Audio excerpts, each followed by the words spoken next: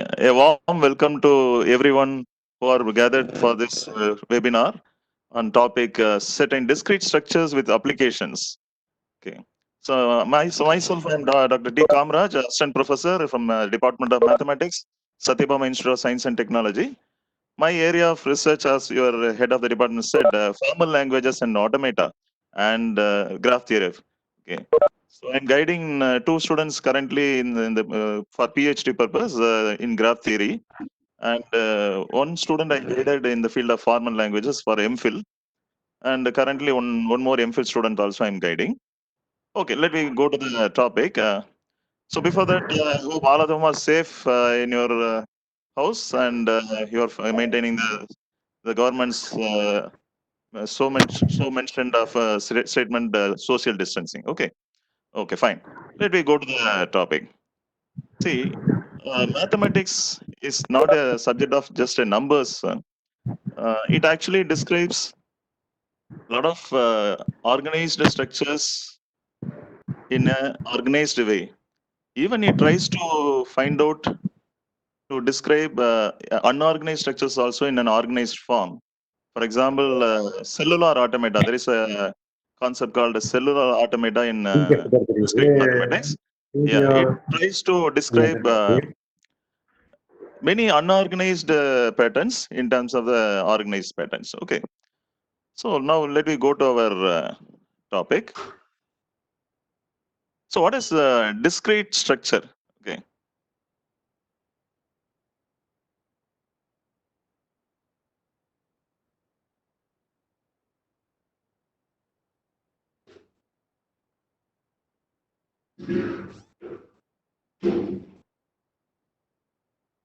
I think the next slide, it's not moving. Okay, just. You can toggle the keys, any key, toggle any key. It's not moving. You just click on the slide, you just click on the slide and then. Yeah. So today's session, I'm not going to detailedly describe all the discrete structures and the various applications. Just for 1 hour session, I believed to describe some few structures which are important in so many ways, in so many situations. Okay, so I just concentrated on the topic of combinatorics, and another topic is on graphs. Okay, what is discrete structure? Earlier I raised this question. Okay, discrete, it is actually an opposite word for continuous. Now, discrete means something like the objects which have gap between them, something like the set of integers, set of rational numbers, set of set of whole numbers. Okay, so all these numbers you can find some gap between the objects. For example, between 1 and 2, instead of integers, between 1 and 2 there is no other number between them. Okay, so there is a gap.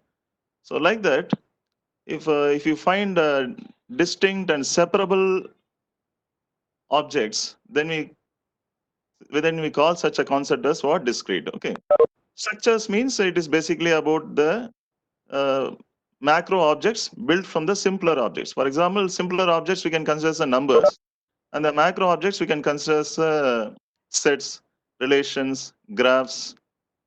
Okay, so those macro objects only we are calling as what? Structures. Now, since these structures are dealing with the discrete units like numbers or the separable objects, we were calling such a structures as what? Discrete structures. I think you are clear about the discrete structure definition. For example, if you consider the rolling of a die, okay, so what are the outcomes in rolling a single die? Means immediately you are able to tell 1, 2, 3, 4, 5, 6. Now here the objects are discrete objects. Okay, 1, 2, 3. There is no continuous from 1 to 6. There is no continuous numbers. Okay. So as I mentioned here you can find some of the discrete structures: sets, strings, combinatorics, functions, graphs. In modern algebra, what you are learning: groups, rings, fields. Okay, and in computer science, in theoretical, especially in theoretical computer science, they are learning automata, formal languages. So all these can be considered as discrete structures because they are built upon some discrete objects. For example, sets built upon some discrete objects like numbers, elements. Okay, so the same case for strings. Okay, and combinatorics is actually tells about the counting structures. Okay, arrangement structures. What kind of arrangement? How many arrangements are there between the discrete structures? Okay, so those kind of aspect we are learning in combinatorics. Function is a special kind of a relation, and relation is a special kind of set. Okay, so graph is again it is built over two kinds of sets. One is a set of vertices, and another kind of set is set of edges. Okay, and in modern algebra, groups, rings, we are always learning in pure mathematics. BSc Max students very well know that. So the basic element is you are calling x, y, z like that, and those elements which are having some binary operation, okay, which are bounded by that binary operation, we are calling as a group and ring if that binary operation satisfies some specific properties. Okay, and automata is built over the states. Okay, states, transitions. Okay, those are the discrete objects, and automata is a discrete structure built over those discrete objects. Fine. Let me move on to our first discrete structure. It is a combinatorics. Combinatorics is a study of collection of objects regarding their properties like counting. Okay, basically it is dealing with the counting property, and in that counting itself, one of the allied concept is arrangements. Okay, whether arrangement, dearrangements, those concepts and all we can learn it. Okay. Now this counting of objects is so important in analyzing many algorithms and computing discrete probabilities also, especially in Bayes theorem. You would have heard about the probability concept, Bayes theorem of probability, and that mainly uses the counting principle before it calculates the actual probability. And yes, in fact, originally the combinatorics was motivated by gambling, but later it is used in almost all the fields because of its usefulness. Okay, let me move on to the next slide. In combinatorics, we first see some of the rules like product rule and sum rule. We'll see. Suppose two events are not mutually exclusive. Okay, that is what is the meaning of mutually exclusive? That means what? Mutually exclusive means what? If one there is no common event between the two events. Okay, mutually exclusive means what? There is no common event. Okay, so if A occurs, it will avoid the occurrence of B. Okay, if the event A occurs, it will avoid the occurrence of the event B. And if the event B occurs, it will avoid the occurrence of A. So there is no common event between them. Okay, so something like in tossing of a coin, getting a head is on A event and getting a tail is B event. But when during the outcome of the tossing of coin, either you may get a head or tail. So if head comes means tail won't come. Tail comes means head won't come. Okay, so those events are mutually exclusive. Okay, suppose the two events are not mutually exclusive. Okay, then we apply such a product rule. Okay, so what is the product rule? Suppose a procedure or a task can be accomplished with two disjoint subtasks. If there are n1 ways of doing first task and n2 ways of doing second task, then there are n1, n2, n1 into n2 ways of doing overall procedure. So I'll explain in a simple way. Suppose a person wants to go to Delhi from Chennai, but he has a work in Mumbai also. Before going to Delhi, he has some work in Mumbai. So then he has to travel first from Chennai to Mumbai and then Mumbai to Delhi. So in Chennai to Mumbai, there are N1 number of trains available, and Mumbai to Delhi, there are N2 number of trains are available. So in how many ways the person can travel from Chennai to Delhi means N1 into N2 ways. Okay, so that is a product rule says. Okay. and sum rule. Okay. So here the two events are mutually exclusive. That means what? There is no common event between them. And if they cannot be done at suppose they cannot be done at the same time, those two events cannot be done at the same time. That means one event occurs means the other event won't occur. That is the meaning of mutually exclusive. Okay. Then we must apply this sum rule. And even E1 can be done in N1 ways, and even E2 can be done in N2 ways, and E1 and E2 are mutually exclusive. Then the number of ways of both events occurring is N1 plus N2.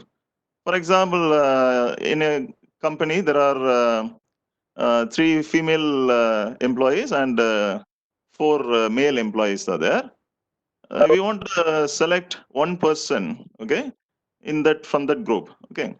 So in how many ways we can select that one person from that group? So that one person may be either from a female group or male group. So 4 female I said and 3 males I said. So that means 4 plus 3 is 7. So there are 7 ways to choose a person from that group. Okay. So this is a simple example for sum rule.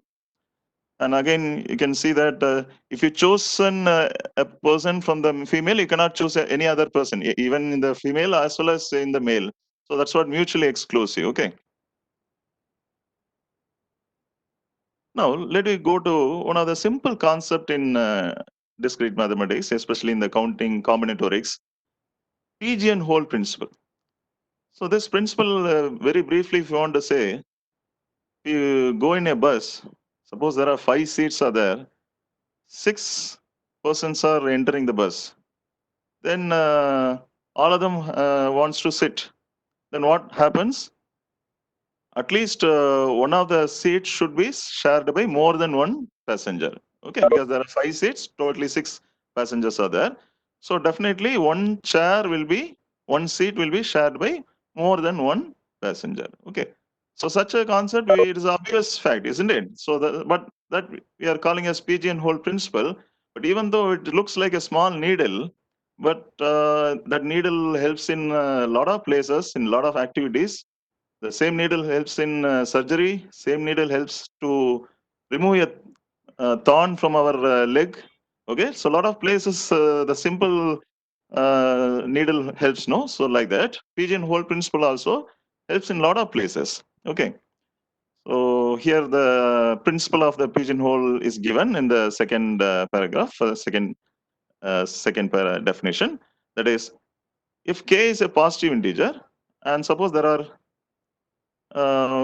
more than k objects are placed in k boxes. For example, let you consider k as a 20 or consider k as a 25, and the more than k objects means what? If we say take some 25.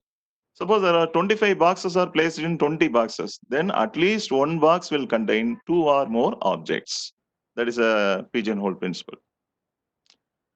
Now, certain application problems we can handle with pigeonhole principle, where this pigeonhole principle we can effectively utilize, and we doesn't have any clue actually. Without the pigeonhole principle, we don't have any clue to prove such a concept. For example, let me go to the next slide.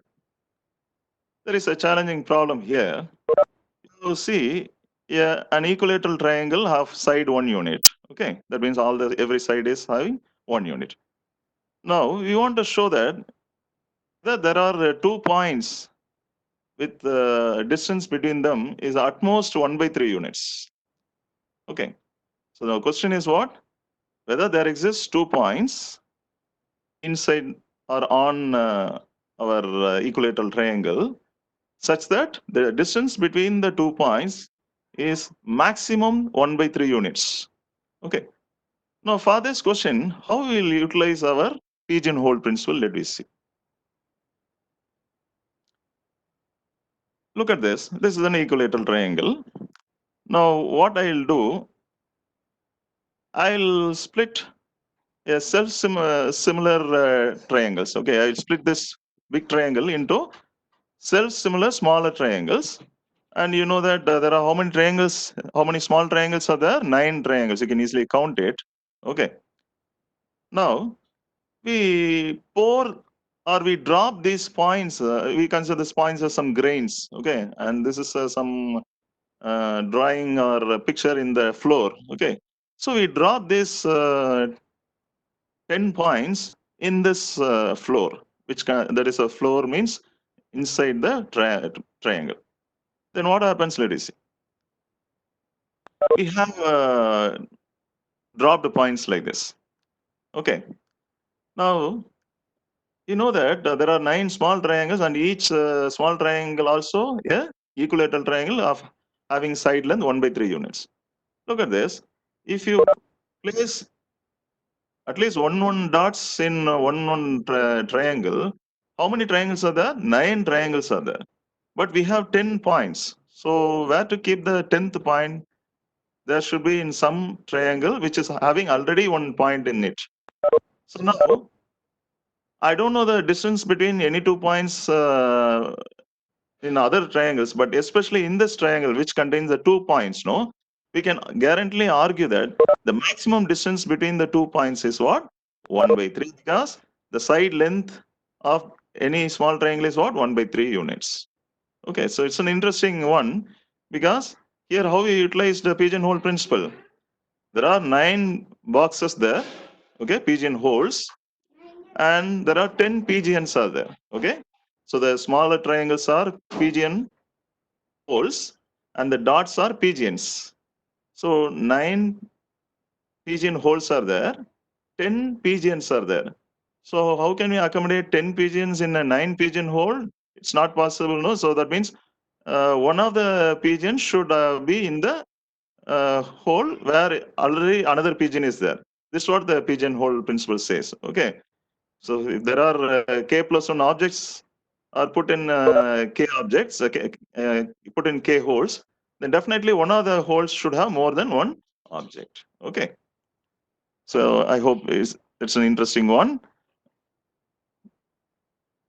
Yeah, I have just in the diagram itself, I pointed out between those 2 points, the distance should be maximum itself 1/3 only. We can easily understand. Okay.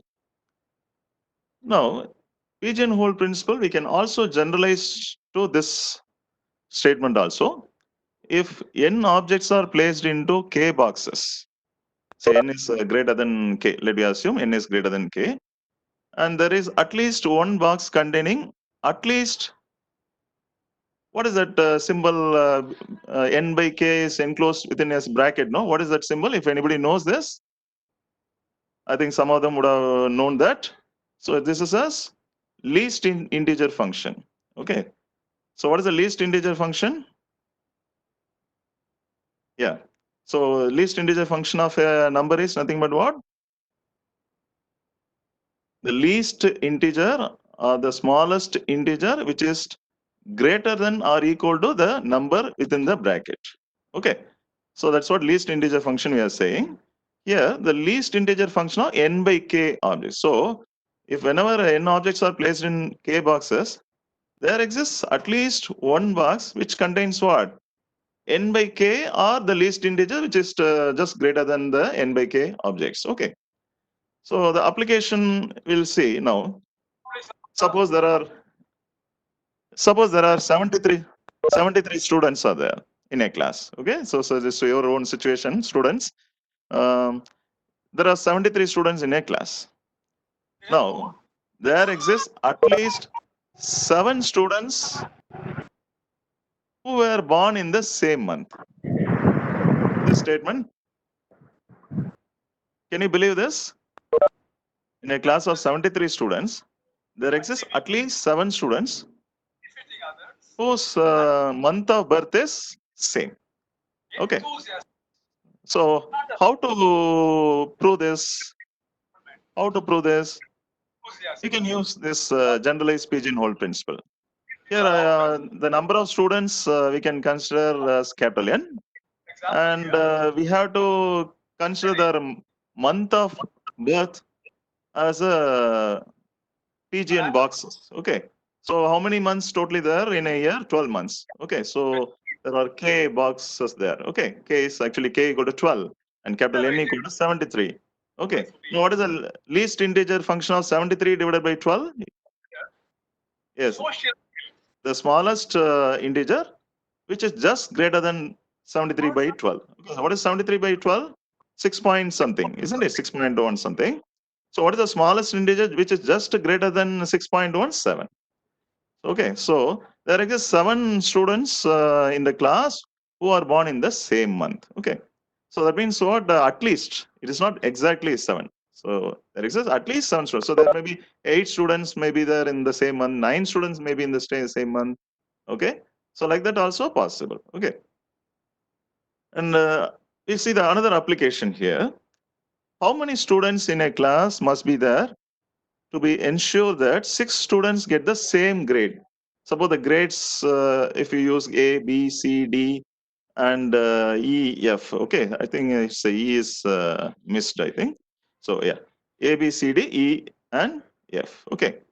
So suppose we want to see the minimum number of students in a class. How many students, if you randomly choose from a class, so that 6 students in that collection will have the same grade. Okay. So for that also we can use the same formula, but here the situation is the reverse one, because uh, the at least number of objects, at least n by k, smallest integer of n by k objects only they have mentioned as 6. Okay. So here the how many, what is a k actually? What is a box here? You can consider box as a grades. Okay. Here A, B, C, D, E, F as a grades. So now what is the missing information? They're asking how many students in the class must be there, so that 6 students. So that means they are asking about the capital N, so number of objects. Okay. So here this n by 5 smallest integer answer is 6. So if you see that there are a lot of values possible. Okay. But what is the lowest possible value to have this? Okay. In fact, the lowest possible value is what? 26, isn't it? Even for other higher numbers also, the same answer may come. But what is the lowest possible value for n? 26. 26 divided by 5, 5 point, okay, 5.1 something. And now 5, what is the smallest? That is the smallest integer, which is just greater than 5.1 is what? 6. Okay, fine. Let me go on to another interesting application. Yeah, any question is there?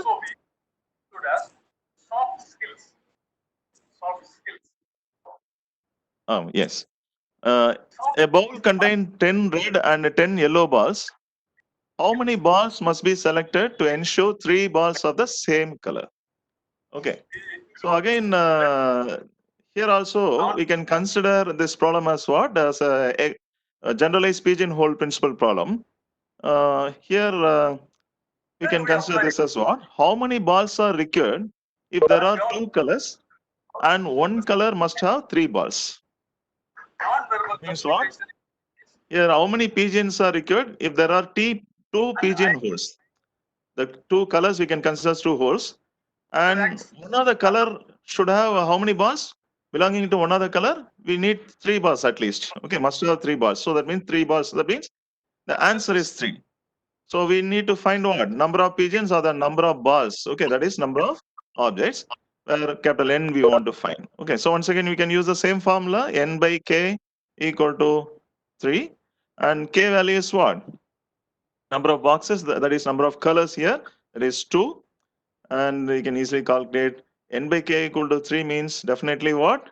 The minimum value. Okay, the minimum value is what? 5, because 5 by 2 is what? 2.5. And what is the smallest integer function for 2.5? 3. Okay. So I hope you can understand the significance of pigeonhole principle in proving a lot of complicated problems. Now, the next concept in combinatorics is permutation. So you all use such a word permutation in English, in day-to-day common English sentence itself. So it is actually permutation is what? You know that there's something like a arrangement. Okay, some arrangement of the objects. But here in this arrangement, the ordering is so important. Suppose there are 3 books are there in a shelf: maths, physics, chemistry. Then we can arrange these 3 books in 6 ways. Okay. So max, you can easily calculate those 6 ways you can calculate. So here the ordering is important. Okay. First place max, second place physics, third place chemistry. If you just rotate it, then it becomes first place chemistry, second place physics, third place max. But both the arrangements are different. Okay. So like that, we have different ordered arrangements are there. Each ordered arrangement we are calling as what? Permutation. Now, arrangement of R elements out of N elements is called R permutation. Okay. Suppose you are arranging in a bookshelf only 2 books. Okay. So there are 10 books are in the shelf, but you want to arrange only 2 books at a time. Okay. So that means that kind of arrangement we are calling as what? R permutation. Okay. And how many ways you can arrange such 2 books out of 10 books? That is what we are calling at what? NPR. Okay. So number of R permutations of a set of N distinct elements we are denoting as what? You can see in the theorem statement. That is P of N comma R, or commonly we are calling as NPR. Okay, NPR. What does NPR stands for? What is P of N comma R stands for? The number of R permutations of a set of N distinct elements. Okay, something like what is 10p2? So the number of 2 permutations of a set of books, set of 10 books. Okay, that means what? Out of 10 books, you have to take at a time 2 books and you have to shuffle it. So this is simply a shuffling only. Okay. And this NPR or P of N comma R is the formula we are getting as what? N factorial divided by N minus R factorial. In particular, when R becomes N, that means what? In a shelf, there are 10 books. If you want to arrange all the 10 books at a time, then there are N factorial ways possible. Okay. Here the order is so important, as I already mentioned. Okay. So let me go to the another aspect of counting, combinations. Here, permutation basically it's an arrangement, but strict upon the order. Okay, but our combination is also an arrangement only, but it is not very particular about the order. Okay, so it doesn't bother about the order. Okay, for example, if I place first place max, second place physics, third place chemistry, then if I just rotate it, that means first place chemistry, second place physics, third place max. That also same arrangement only. That is same combination only we can consider. So combination is something like a selection. We can or in a rough way, you can understand combination is basically like a selection where the arrangement order is not so it is important. Okay. And a k combination of elements of a set is an unordered selection of k elements from the set. So what is a k combination of elements of a set means? So selection of k elements from a given set of elements in an unordered way. Okay. So that's what I said. If you want to select two books from out of 10 books, okay, you can choose any 2 positions in the 10 books positions and select. That's what combinations we are calling. And out of 10 books, how many ways you can choose 2 books? Okay, so combination is basically selection or choosing. I said already. Okay, so in out of 10 books, how many ways you can choose 2 books? Such a question we want to answer. So for that, we can use this formula. Out of n objects, how many ways you can select k objects? Remember, in the selection, there is no ordering is important. Okay, so out of n objects, how many ways you can select k objects? That can be done in n factorial divided by n minus k whole factorial into k factorial. Perhaps if you see that in the previous permutation definition, P of n comma r, here the formula is n factorial divided by n minus r factorial. So that means there is a relation between the permutation and the number of permutation and number of combination. In fact, number of combination doesn't bother about the arrangements. So it is normally what lesser than the number of permutations. Okay. That's what the n factorial divided by n minus k factorial up to this is number of permutation, and that is divided by k factorial. So now the number is reduced. Okay. Okay. Now we'll see a cute application for our combinations. Okay. in how many ways can a vendor can sell 10 ice creams of 3 flavors? Okay. So do you get this? Suppose there are 10 children are running to the ice cream seller and they're asking the ice creams, and the ice cream seller is having 3 flavors of ice cream. So he has to give 10 ice creams. Okay. And in how many ways he can distribute these 10 ice creams in 3 flavors? Okay. How to answer for such a question in a simple way? Okay. Randomly, if you go, you can easily calculate 3 ice creams of, say, for example, the 3 flavors. Let me say the flavors as what? Vanilla, chocolate, and mango flavors. Okay. So I can give 2 ice cream belonging to vanilla flavor, 4 ice cream belongs to chocolate flavor, 4 ice cream belongs to mango flavor. Okay. Like this, we have so many other options, isn't it? I don't want to give a vanilla ice cream flavor. I can put a 0. That means chocolate 4 I can give, mango I can give 6. Even vanilla I don't know, I won't give. Okay. So that means there are a lot of options. If you keep on writing, you may end up with the answer, definitely. But this problem is for simplicity purpose I have given. Okay. But in real life situation, we have to calculate in certain applications in how many ways we can distribute 10,000 objects belonging to 30 categories. Remember such a magnitude problems we come across. 10,000 objects we have to distribute to 30 categories. How to answer? If you would go by this way, definitely you won't give the solution in a 1 year time. Okay. So one of the cutest application as well as interesting one is using the combinations here. Here in combinations with repetition, in fact. Okay. Actually, this problem, that is the total number of ways in which the shopkeeper can sell the 10 ice creams with the 3 different flavors, is exactly same as in how many ways can we put 2 sticks in 12 containers, separating 10 containers into 3 different categories. I just explained this in the picture. Actually, you see that in the green boxes, okay? If I use the violet sticks here, okay, I can, using 2 violet sticks, okay, using 2 sticks, I can able to separate the 10 boxes into 3 categories, isn't it? Using 2 sticks, I can able to separate the 10 boxes. For example, look at this picture. So here in the first category, that is belonging to vanilla, 2 boxes are there. That means 2 ice creams. And second category for chocolate, there are 4 ice creams. Okay. So totally now 6. And in the third category, mango, there are 4 ice creams. Okay.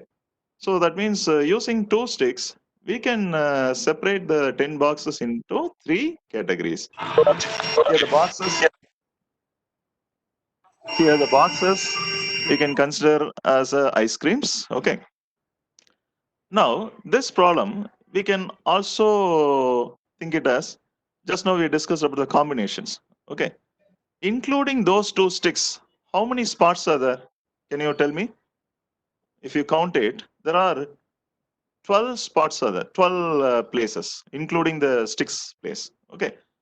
So in 12 places, we want to move the 2 sticks. We want to select the 2 sticks in whatever place in out of 12 boxes or out of 12 slots. We want to select 2 slots. The 2 slots belongs to the sticks. Okay. So it is something like selecting 2 slots out of 12 slots. It's what before that I discussed selecting 2 books out of 10 books. In what number of ways we can select? 10C2. Okay, 10C2 ways we can select. Like that. Here also selecting 2 sticks out of 12 sticks. Selecting 2 sticks in out of 12 sticks means slots. Selecting 2 slots out of 12 slots can be possible in 12C2 ways. Okay.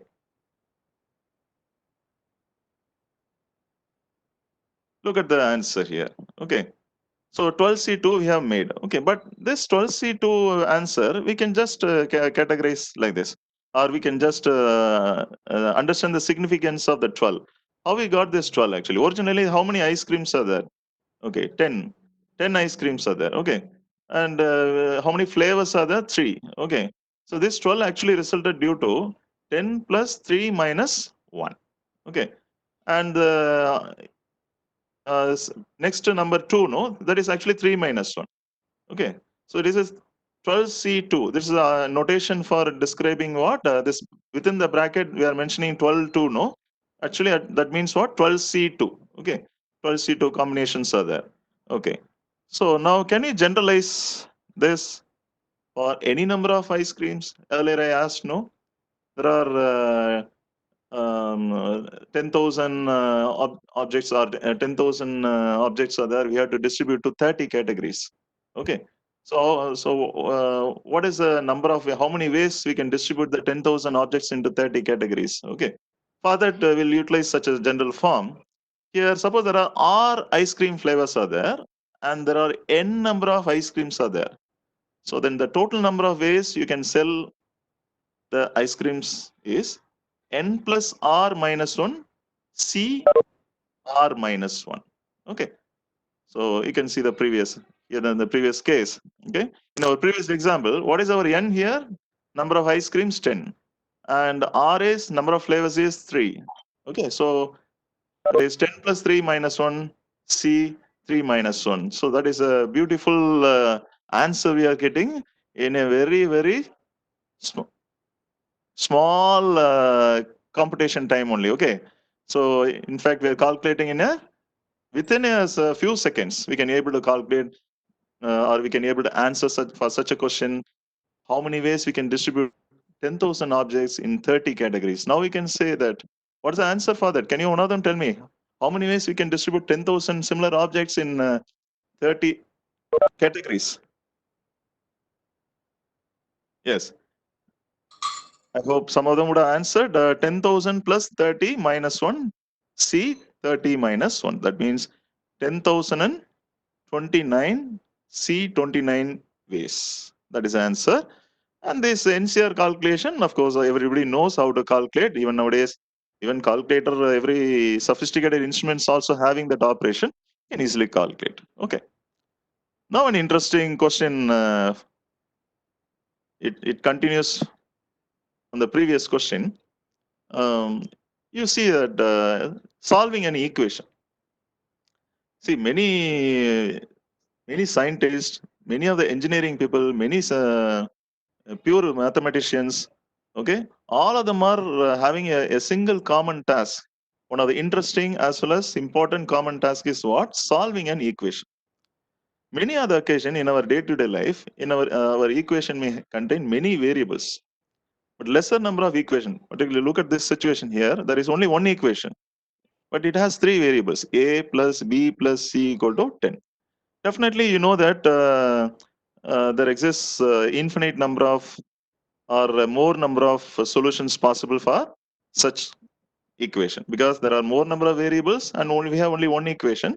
So definitely more number of solutions possible for such equation.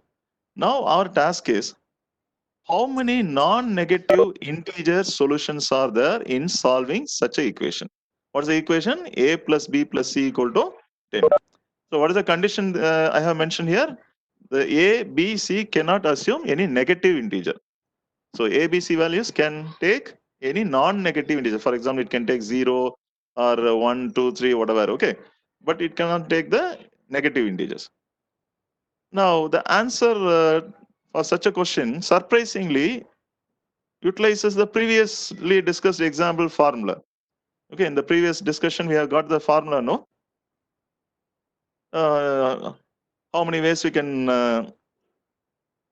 distribute n objects in R categories? Okay, how many ways we can distribute n objects in R categories? No, that's a discussion we have made in the previous time. So that formula only here also we are using. Okay, so can you guess why and how? Here,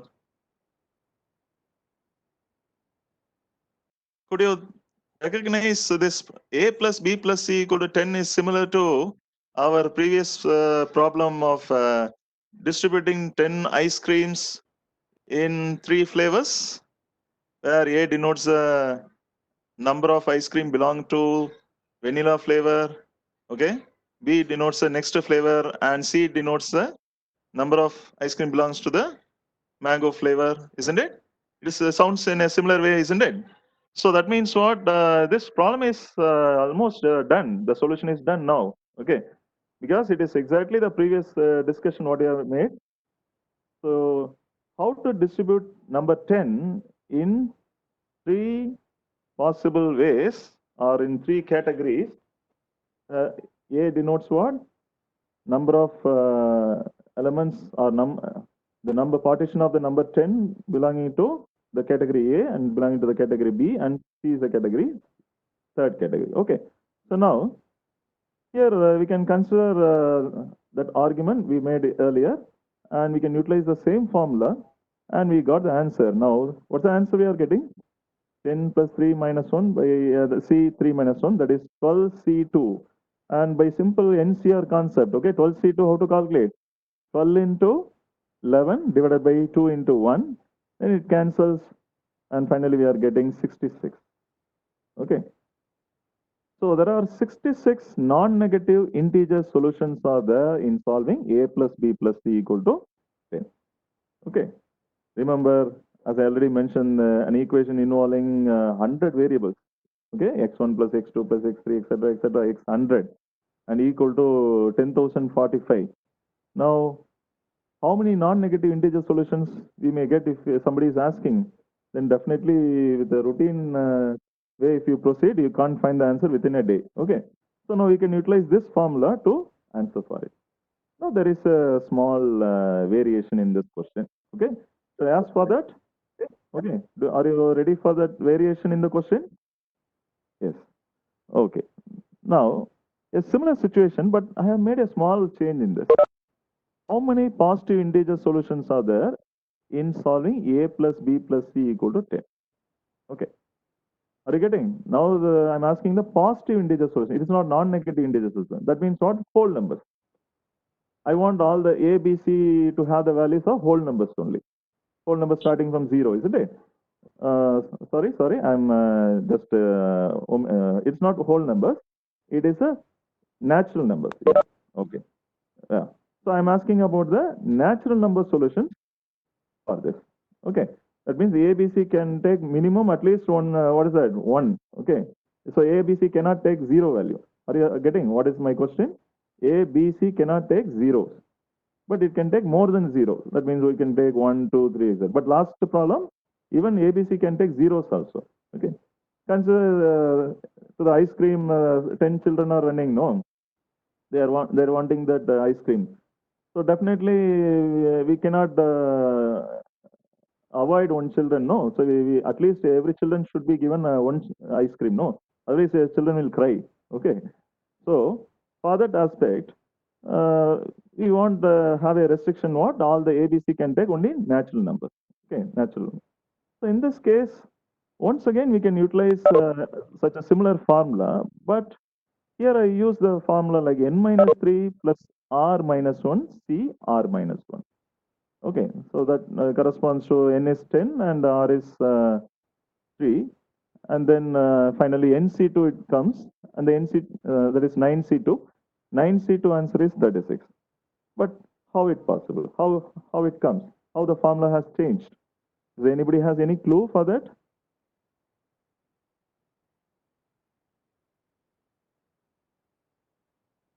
Why that minus 3 comes? In the previous occasion where non-negative integer solutions are there, in there that look at the formula n plus r minus 1 c r minus 1. No, that here in for positive integer solutions, here n minus 3. Okay, so why that minus 3 comes suddenly? That only makes the difference, isn't it? So what is why? What is the reason we are bringing that term minus 3 here? If anybody knows that, well, here as I already mentioned, suppose if you imagine the receivers of the ice creams are children, we don't want to disappoint the children, but not by not providing a single ice cream to them. So at least one ice cream is guaranteed we are going to give to each children. No. So that means what? A, B, C value surely should be what? 1. Okay. So at least one should be given. Okay. That means except, that means the 3 values already fixed. Okay. So that means remaining how many objects we have to distribute. Okay. Or in other words, what? I can explain in the diagram. Yeah. Here, look at look at this picture. Here, for each, say for example, for each category, one ice cream, suppose there are 3 categories, okay. Now for, there are 10 ice creams are there, okay, isn't it? So one box is already surely should be given, okay. So I cannot move, look at, for example, the first blue stick, no, the stick, there are 2 sticks here, no. So I cannot move the first stick to the left of the first green box. Why? Currently in this picture, for vanilla flavor, how many ice creams allocated? Distributed 2 ice creams, correct? But if I move the first stick to one box before that, I can allocate vanilla ice cream for 1 children. But even if I move the stick to the left of the first box, if I move the stick to the left of the first box, that means I cannot allocate even a single vanilla ice cream to the first category. So this is not the case. So that means what? I cannot move the first stick beyond the second stick. That is before the second stick. So one box, sorry, I cannot move the stick before the second box because one box should be guaranteed there in each category. So that means what? Like this, in each category, one box is fixed means. So totally available number of box position to move the sticks is how much? 7 positions, right? 7 positions. So that is the reason that 10 minus 3 will come. Are you getting? You cannot move the stick freely over all the 12 places, because one box is fixed now. You cannot move beyond that box or before that box. Okay, so now the available box to move, okay, is what? 12 minus 3, that is 9. So that's what in this formula, 9, okay, 10 minus 3 plus 3 minus 1, that is 9 comes. Okay, are you getting why the 9 comes here? Okay, so totally 12 boxes, 12 slots are there. And the 2 sticks, now we are able to freely move in only in 9 places only because 3 places are fixed. Okay, because of the restriction that at least one should be allocated for each category. Okay, fine. Now, one of the brilliant usage of combinations, okay, is in this problem to find the number of rectangles in a chessboard. See, it is a quite complicated problem. Even if you try to answer by random manner, you will get the answer for a chessboard because since it is 8 cross 8, you'll get the answer might be in within 10 minutes or might be 20 minutes, depends on the student's calculation power. But can you able to give the answer within a minute? There is a number of rectangles, number of all possible rectangles. What is my question here? You have to find the number of all possible rectangles in the chessboard. Okay. So now, if you want to answer for this, if anybody is having a guess, how many rectangles are there? Okay. Somebody may have a guess, but it may not be correct. Okay. Let me see what we have to do or what way you can utilize the combinations concept here to answer for such a question. Okay. Now, how many of them you know that a rectangle has 4 edges? All of them. It's a funny question. But how many of them you visualize a rectangle as an intersection of 2 horizontal lines and 2 vertical lines? Are you able to visualize any rectangle as an intersection of 2 horizontal lines and 2 vertical lines? Yes, you can see that. Look at that box, rectangular box in red color. It is resulted due to the two horizontal red lines and two vertical red lines, isn't it? So now, if you catch this point, immediately your eye will open. Okay. So that means what? Every rectangle is now resulting due to the intersection of two horizontal lines, any two. Okay, any two horizontal lines in the chessboard and any two vertical lines in the chessboard. Okay, so that means your problem now becomes to find the number of triangles. You have to now find how many selections of two horizontal lines and two vertical lines you can make. Because for every selection of two horizontal line and two vertical lines, you are having a rectangle. Are you getting? So that means how many ways you can choose two horizontal lines and then followed by two vertical lines? You have to think. Now, in a chessboard, how many horizontal lines are there? Could you quickly tell? No, somebody is telling 8. Actually, this is not 8, 9 lines are there. Okay, 9 horizontal lines are there. And how many vertical lines are there? 9 vertical lines are there. Okay, so out of 9 horizontal lines, you want to choose 2 horizontal lines. Okay, out of 9 boxes, you have to choose 2 boxes. 9 books, you have to choose 2 boxes.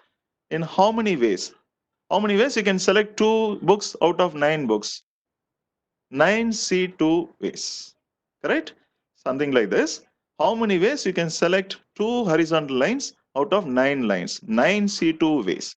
The same way, how many ways you can choose 2 vertical lines out of 9 vertical lines? That also in the same way as 9C2. Okay, are you agreeing? Now, to form a rectangle, both the events should happen, no, isn't it? First, we have to select 2 horizontal lines, and then we select 2 vertical lines. Something like first we have to catch a train from Chennai to Mumbai, and then Mumbai to Delhi, we have to catch a train. So such a phenomenon happens means what you'll do? You'll use the multiplication rule, no? Correct? Earlier we seen the multiplication rule, no? So that means what? For selecting 2 lines out of 9 lines, 9C2 ways, for selecting 2 lines out, 2 vertical lines out of 9 vertical lines is 9C2 ways. Both happens, no, both happens in a sequence way. So we have to use multiplication theorem 9C2 into 9C2. Okay. So we are having the answer now. 9C2 answer is 36. 36 into 36, that is 1296 rectangles are possible in a chessboard. Are you getting? So it's quite interesting, no? Even by orally itself, we can get the answer within a minute. Okay. So it's such a nice application of combinations and multiplication theorem, what we have studied, we have applied here. So now, it surprisingly is quite interestingly, this 9C2 into 9C2, actually, if you write 9 into 8 by 2 into 1, again 9 into 8 by 2 into 1, is actually 9 into 8 by 2 into 1, the whole square, no? 9C2 into 9C2 now becomes, it is not there in the slide. Okay, so don't see here and there in the slide. I didn't write in the slide. But 9C2 into 9C2, we are having what? 9 into 8 divided by 2 into 1 into 9 into 8 divided by 2 into 1. That is 9 into 8 divided by 2 into 1, the whole square. Okay. But 9 into 8 by 2 into 1 is actually what it sounds like something like n into n plus 1 divided by 2, the whole square. Right? N into n plus 1, where n is 8 here. Okay. So n into n plus 1 divided by 2, the whole square is the answer for any summation. Do you know that? I think some staff members from Max staff members, they know that. N into n plus 1 by 2, the whole square.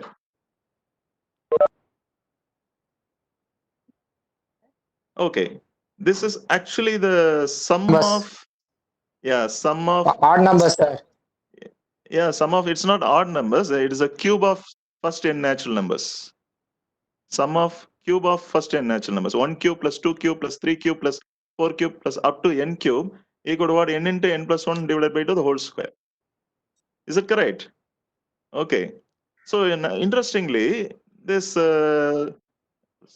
collection of all possible rectangles in a chessboard, or what's the total number of all possible rectangles in a chessboard? It is nothing but what? 1 cube plus 2 cube plus 3 cube plus 4 cube up to 8 cube. Okay. This is other way of understanding or other. Yes, sir? Yeah. So that is plus 1 by 2 whole square. the whole square, yeah, formula. Okay. So that is a sum of first cubes of first n natural numbers. Sum of the cubes of first n natural numbers is n into n plus 1 by 2 the whole square, isn't it? So this formula we can also have for our total number of rectangles in the chessboard. Fine. Now we try to capture this essence for our next category of polygons, squares. Okay. Yeah. This was the same problem. Now I'm interested in finding number of all possible squares that found in the chessboard. Okay. So now again we can utilize a similar concept, but this time square is a very restricted version of rectangle. You know that, no? Every square is a rectangle, but not every rectangle is a square, isn't it? So square means there is some restriction. All the four sides are equal. Between the adjacent sides, 90 degrees are there. Okay. So now in this case, any difference will be there, or the same answer will be having? Definitely not, because every rectangle need not be a square. No. Okay. So that means the answer will be total possible number of squares will be more than the total possible number of rectangles, or lesser than the number of rectangles? Yeah, sure. It should be lesser than the number of rectangles. Okay, because it is a restricted version of rectangle. Okay. Now, how many possible squares in a chessboard? How to answer for this? Again, we can think in a selection way. First of all, a square is resulting from the intersection of again two horizontal lines and two vertical lines. But in what manner? Square also due to the intersection of two horizontal lines and two vertical lines. But in what manner do you find? Yes, the two horizontal lines distance between the two horizontal lines should be same as the distance between the two vertical lines. For example, if you take in a chessboard there are 9 lines, so there. No, if you take the bottom line and the next line, okay, from the bottom onwards, if you take bottom line and next line, what is the distance? Suppose we assume the distance of the small squares as 1 unit, or the side length of small squares as 1 unit. Okay, so for having or a small square, we need to have the intersection of what? Any two consecutive horizontal lines and consecutive vertical lines. Correct? That means bottom line and the next line horizontal lines. Similarly, first line and second vertical lines. Okay. Similarly, second and third vertical lines. Similarly, third and fourth vertical lines. Like that, we have to intersect. No. Okay. Now, this is not the only square we have. Even we have a bigger square also. No. For example, look at this. Here, smallest square is 1 cross 1. What is the next big square? 2 cross 2 square. For having 2 cross 2 square, we need the intersection of which two horizontal lines and which two vertical lines? Yes, line 1 and line 3. If you take the horizontal lines, line 1 and line 3 you have to consider. And similarly, vertical lines, if you take line 1 and line 3, or line 2 and line 4, or line 3 or line 5. Okay, similarly, horizontal lines, what are the lines you can choose? Line 2 and line 4, line 3 and line 5. Okay, so if you make the intersection of these two pairs of vertical and horizontal lines, then we'll get a next bigger square. Similarly, line 1 and line 4. Okay, horizontal line 1 and horizontal line 4. If you intersect with vertical line 1 and vertical line 4, you'll have next bigger square. So now we have various options. Either we may intersect consecutive two lines, or we may intersect first line, third line with the first line, third line. So there are various options are there. Okay. Now let me calculate starting from the consecutive lines. Now, how many ways you can choose two consecutive horizontal lines? Okay. How many ways you can choose two consecutive horizontal lines out of 9 lines? Can you answer?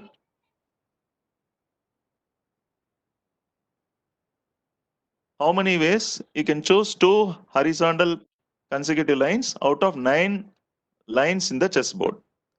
It's easy to check. You can easily manually can do it. Okay. So first 1 and 2 you can choose. First and second line you can choose.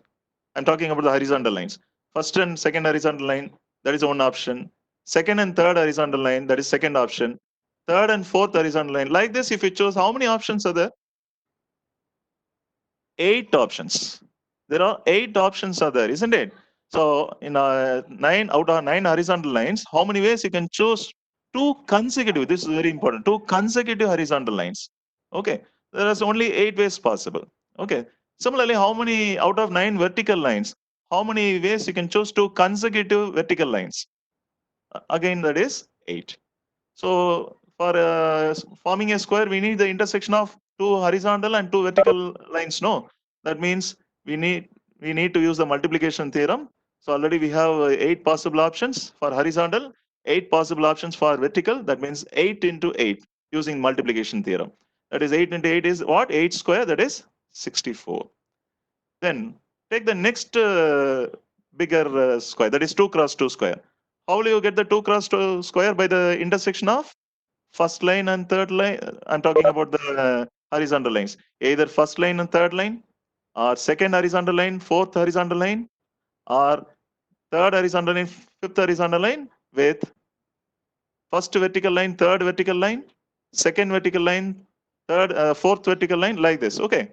Now tell me, to form the 2 cross 2 square, how many 2 horizontal lines you can choose out of 9 lines in such a way that leaving one line in between them? For example, if you choose first line, you will not choose second line, you will choose the third horizontal line. Okay, first line, third horizontal. So like that, how many ways you can choose out of 9 lines like this, leaving one line in between them?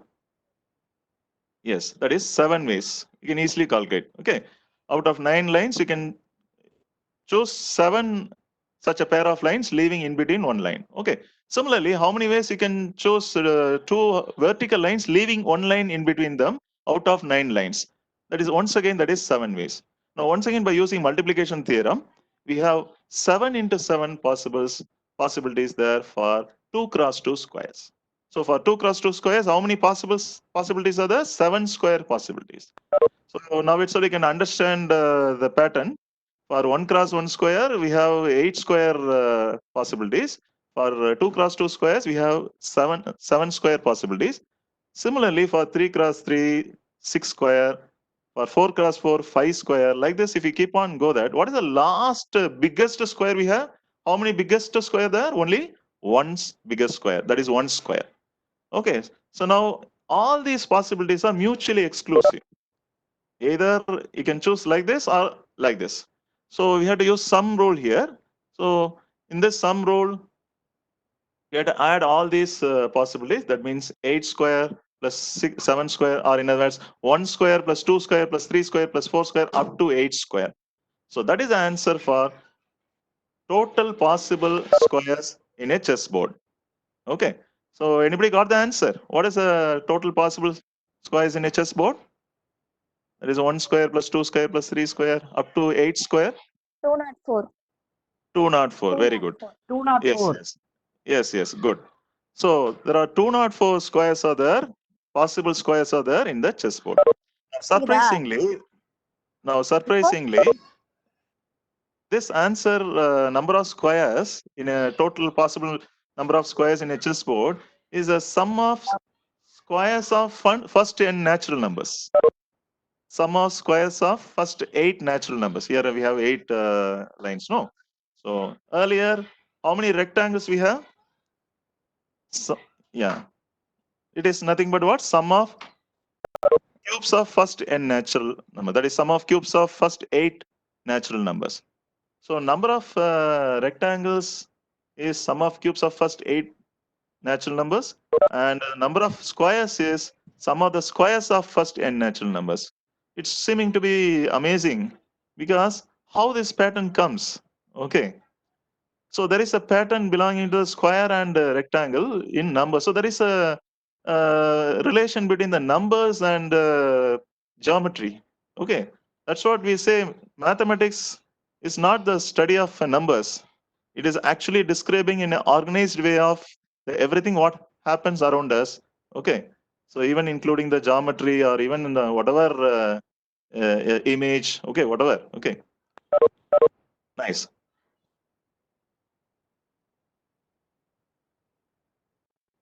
Yeah. So this is the answer here. 1 square plus 2 square up to 8 square. Okay, so let me go to our next discrete structure, graphs. Okay, here I want to briefly describe the structure because here the application is so huge, but I want to describe the graph discrete structures, particularly some of the application oriented aspect of the graph. Okay, so what is a graph?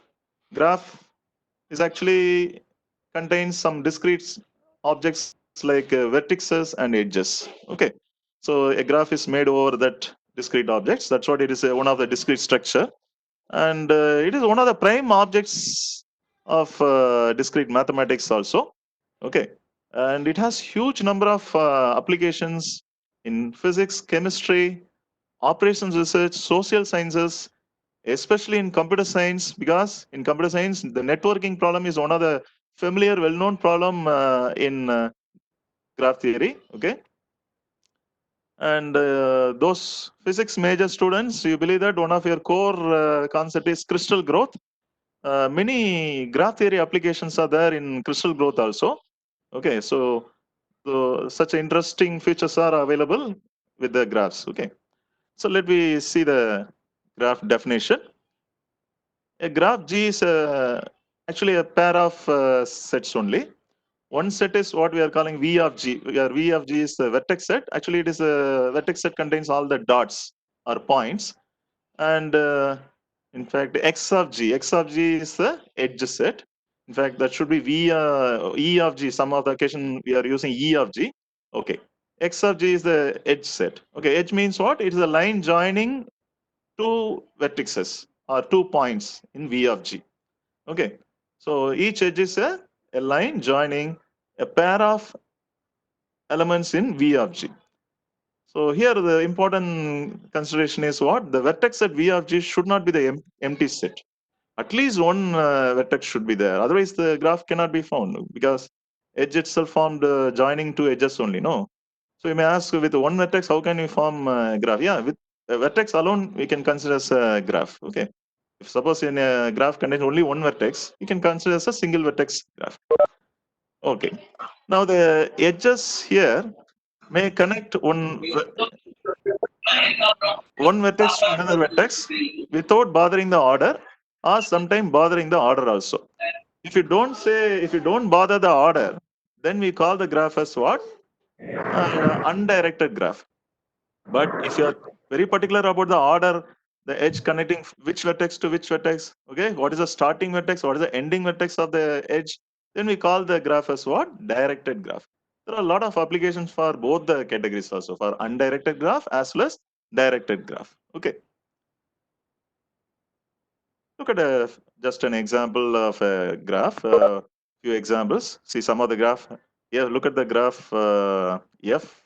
It has only one vertex. Okay, and that vertex is F. And another graph, 4 vertices. First graph is having 4 vertices and 3 edges like this. Okay.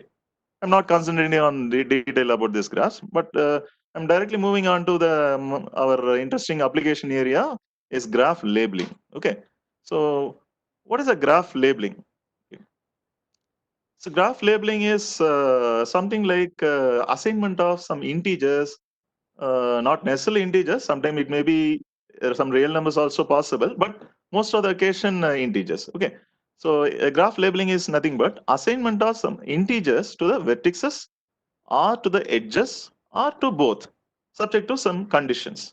Okay, so such a assignment of integers phenomenon we are calling as what? Graph labeling. Okay, so you may think we can put any number to any edge like that. What is the special in that? But there are some specialties there, as I already mentioned, the applications there in the physics, chemistry. Okay, so in those applications at all, a particular labeling under a particular condition will solve the problem actually. Okay, a crystal growth problem is solved by observing a particular pattern of the labeling. Okay, so later we discuss that aspect. Okay, so in 1967 only, first time graph labeling was introduced, and Rosa, the mathematician Rosa, has invented this concept. Okay, yeah, 1967, Rosa has introduced this labeling. At that time, he introduced labeling in this manner. He also called this labeling as graceful labeling. Okay, so what is the meaning of graceful labeling? It is actually an injection. What is injection? Anybody knows about mathematics, students? Injection F. Okay, so injection is what? One-to-one function. Okay, so one-to-one function means what? Distinct elements in the domain will have distinct images. Distinct elements in the domain will have distinct images under F. Okay. Okay. Sorry. Okay.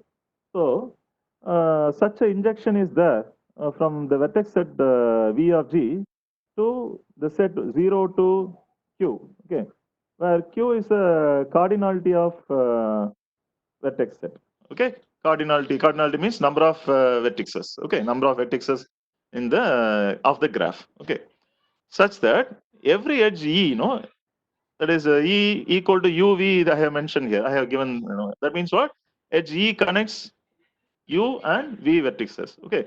Is assigned the label the modulus of difference between the labels of the vertices. Are you getting? What actually it says? Initially, you assign some numbers to the vertices. Okay. And then for each edge, how you are assigning the label? Using the connecting vertices. Suppose E is a edge. Okay. It connects what two vertices? U and V. Suppose what is the label of U? F of U. What is the label of V? F of V. F of V. Okay. Then what is the difference of the, what is the modulus of the difference between these two labels? F of U minus F of V, the whole modulus. This modulus answer is assigned as a label for the edge E. Okay. So such a labeling. Okay. And in nutshot, we can say every edge label is assigned in the form of the absolute value of the difference of the labels of the connecting vertices. Okay. So a graph which admits such a graceful labeling is called graceful graph. Okay. So we're calling a graph which is having such a feature as what? Graceful graph. But later stage, this graceful definition slightly modified, not necessarily what the modulus of the difference between the labels of the end vertices. Sometimes they have relaxed such a conditions. Okay. But they have utilized the end vertices features only. Even though they relax the condition, but still the core part, what's the core part? The label of the edges due to the labels of the end vertices. That concept is still preserved in graceful graph. Okay. So now we'll see one recent class of labeling called edge even graceful labeling. Okay. So what is edge even graceful labeling? It is simply what we can say here. For every edge, we assign some even numbers. Say some even numbers, say 2, 4, 6, up to 2q. Where what is q here? Number of edges. Suppose there are 10 edges are there, then we can assign the labels of the edges as what? 2, 4, 6, up to 20. Okay, such that the induced map f star from the set of vertices v of g to this particular set 0. So here we are inducing a map. That means what?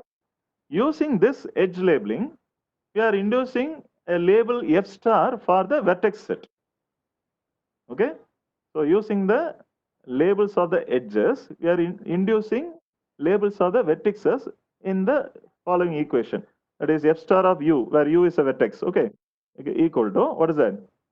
Sigma f of uv. Uv means what? What is uv here? Uv is actually a pair of vertices, means it represents always an edge. So an edge connecting uv. So what is the f of uv means?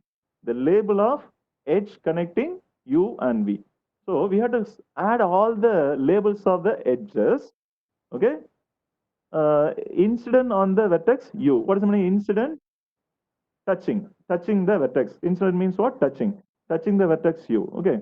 So collect all the, that is first you consider all the edges which are touching the vertex u. Then note down all the labels of those edges which are touching the vertex u. Then add all the labels. Okay, that is what sigma denotes. And after adding all these labels, take the modulo 2k. No, what is modulo 2k? What is first of all 2k? Let us see. K is a maximum of p and q, where p is the number of vertices and q is the number of edges. Okay. Here modulus of 2k ordinary modulo only. BSc Max students at all you would have seen ZK, right? Zn. What is Zn? Addition model. So set of all integers under addition modulo or under multiplication modulo n like that. For example, if 2k is 7, okay, and summation value is 46, so sigma value is 46. So what is a 46 mod 7? 4. Okay, mod means after dividing 46 by 7, the remainder. Okay, mod operation is what? The remainder when we divide 46 by 7, what we get. Okay, so if your summation answer is 46 and your 2k answer is suppose say 2k cannot be an odd number, so 2k suppose if it is 8. Okay, so summation answer is 46, 2k is 8. Then what is the 46 mod 8? 6. Yeah, that's correct. Okay. So such a way we will label. So here, what is the specialty in the edge even graceful labeling? First, we'll label all the edges using the even numbers, and then for each vertex, we'll evaluate the label by adding all the labels of the incident edges on the vertex, and then taking the modulo 2k. Okay, so such a labeling we are considering here. It is called edge even because every edge we are using the even numbers. No, that's what edge even graceful graph we are considering. Okay. Now Paley graph on 13 vertices. Okay. So it is one of the graph. Sir, is it still 5 more minutes enough, sir? Shall I complete within 5 more minutes? No problem, sir. Okay, sir. Thank you, sir. Okay. Yes. So look at there is a special graph called the Paley graph on 13 vertices. Here, how many vertices we are having? 13 vertices. So this graph is very special, actually. Here, you can count the edges, but it's difficult to count. Actually, here 39 edges are there. So how many vertices? 13 vertices and 39 edges are there. What is the specialty about, before going to our labeling, okay? What is the specialty about this Paley graph? These elements we can consider as what um, the set of all devices of the 13. Okay, so what are the set of all devices of 13? Can you one of them tell me? That is, devices means what are the numbers I can talk about in terms of co-prime? What are the numbers which are co-prime with 13? Since 13 is a prime number, starting from 0 up to 12, okay, all the numbers are co-prime with 13. So here vertices, no, these vertices all denotes the co-prime numbers to 13. So V1, V2, V3, all denoting what? Co-prime. It is actually denoting the co-prime numbers.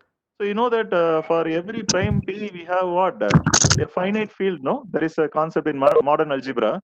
For every prime P, there is a finite field of P elements. So here also Paley graph also can consist a finite field whose elements are vertices.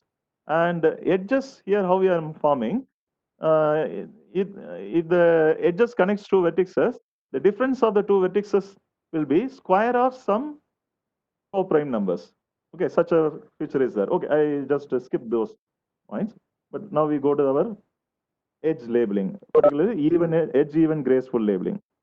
Here, what we'll do, first for actually look at the right side of the picture, a construction of labeling is mentioned.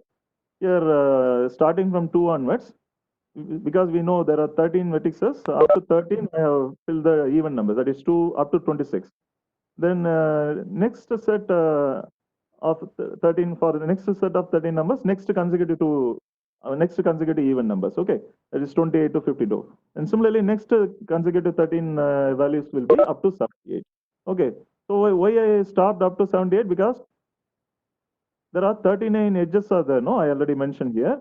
So this here I mentioned the numbers. No, here in the right side, here 39 numbers I have mentioned, and if all even numbers mean definitely 39 into 2 is what, 78. Okay, so we can give the labels like using the using the quadratic residue. There is a concept called quadratic residue. Okay, so using the quadratic residue concept, I can label the edges. That is a specialty in this labeling. Okay, so you can refer the max major students. You can refer what is quadratic residue. Okay, using the quadratic residue, I can label. Okay, for example, if the quadratic residue is 1, okay, I can label the first row element. If the quadratic residue is the second residue, I can label the second row element. If the third quadratic residue I can get means third row I can utilize to label. Okay. Now, this is a very special labeling. It is a labeling invented recently only. Okay. Now, not only for edge even graceful labeling, in general, for any other graph labeling also, a lot of applications earlier I mentioned. Okay, here we'll detailedly see. One of the applications is coding theory. Many of them remembering coding theory means it is in the cryptography or some other allied areas. But many of the defense areas, okay, especially in the aviation, pulse radar, missile guidance, that also using the coding theory only. Okay, so the design of certain important class of good non-periodic codes for pulse radar and missile guidance is equivalent. That is equivalent to labeling the complete graph in such a way that all the edge labels are distinct. So that pulse radar, what non-periodic codes assigning, no, assigning non-periodic codes for pulse radar, no, that is same as assigning distinct edge labels for a complete graph. Complete graph is a special graph which has what, in every vertex is adjacent to all other remaining vertices. What is a complete graph? Every vertex in the graph is adjacent. Adjacent means what? From that every vertex, you can have edge drawn to other all vertices in the graph. Such a graph we are calling complete graph. So in a complete graph, if you put a distinct edge label, that will correspond to non-periodic codes for pulse radar and missile guidance. Okay. So the node labels then determine the time positions at which the pulses are transmitted. Very interesting. No, so here the node labels only. So we are discussing the node labels and edge labels. No, here the node labels only determine the time positions at which pulses are transmitted. Okay. And the second important application in physics and chemistry is what? X-ray crystallography. See, X-ray diffraction is one of the powerful techniques, isn't it, of characterizing structural properties of crystalline solids, in which if you consider a beam of X-rays strikes a crystal and diffracts into many specific directions. But what happens in some of the cases, more than one structure has the same diffraction information. So we need to differentiate these structures. Okay. So how to differentiate those kind of structures due to the diffraction information? This problem is mathematically equivalent to determining all labeling of the appropriate graph, which produce a pre-specified set of edge labels. So here we are using the edge labels, okay, to identify what kind of different structures possible with the same diffraction information using the edge labeling. Okay, so that is one of the interesting application. I think the time is already over, but still we started with a little bit delay. That's what I extended the timings. Okay, now from the audience, any questions there? You can raise. Hello? Hello? Participants, if you have any questions, you can ask one by one by unmuting your mic, or you can ask your questions through chat box. Yeah, you can also ask to chat mode also.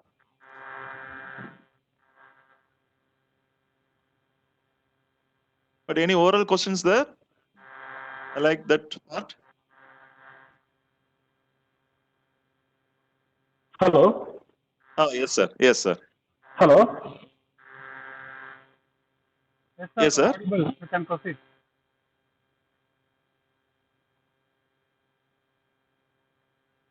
Hello, sir. I'm not able to hear. Hello.